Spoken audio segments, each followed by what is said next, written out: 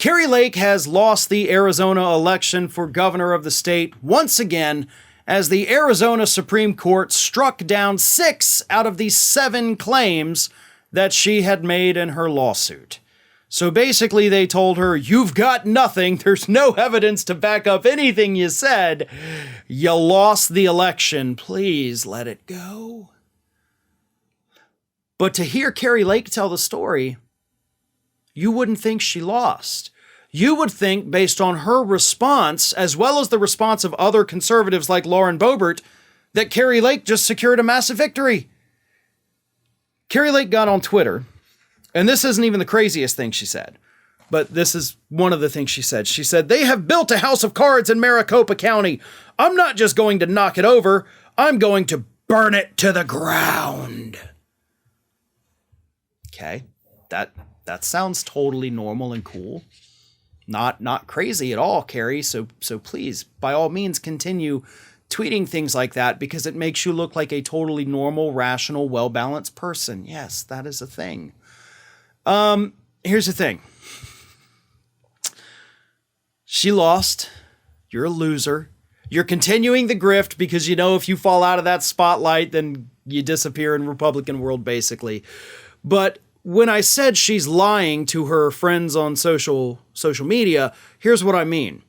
As I said, the court struck down 6 out of the 7 claims that she made. The one claim that the Supreme Court sent back down to the lower court was, hey, double check that the signature verification was accurate. Like, that's it. It wasn't saying throw these out. It was just saying, do your due diligence, double check, make sure all the rules were followed. Not look for anomalies. Not we think there's fraud. It was just make sure everybody did it the way they were supposed to. I mean, the court actually says if Lake can prove votes were affected in sufficient numbers to alter the outcome of the election based on a competent mathematical basis to conclude that the outcome would plausibly have been different, not simply an untethered assertion of uncertainty.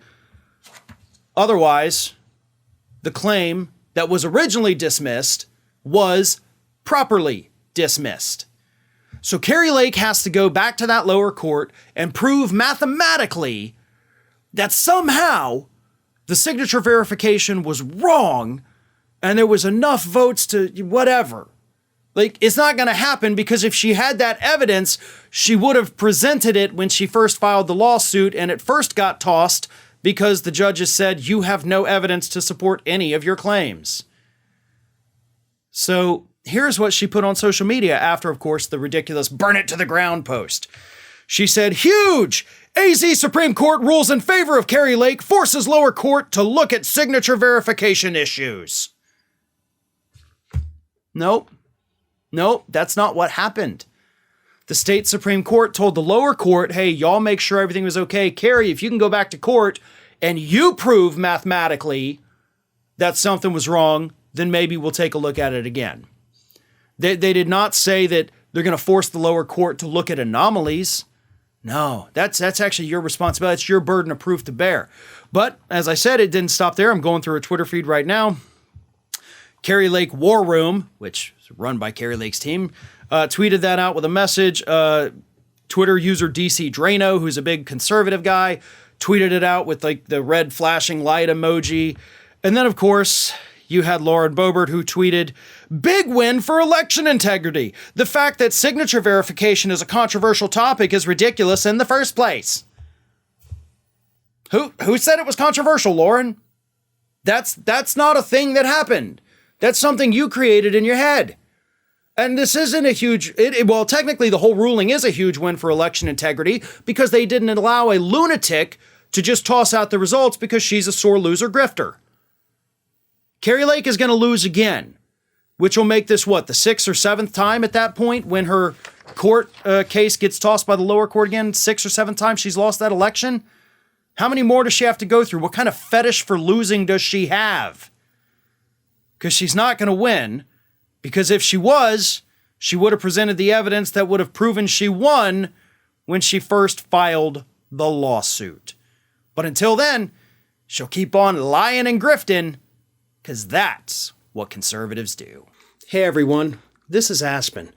And did you know that for the low, low cost of $0 per day, you can subscribe to the Fair and Balanced YouTube channel? We also encourage you to like, comment, and share, but again, click that subscribe button and help Aspen not be so grumpy.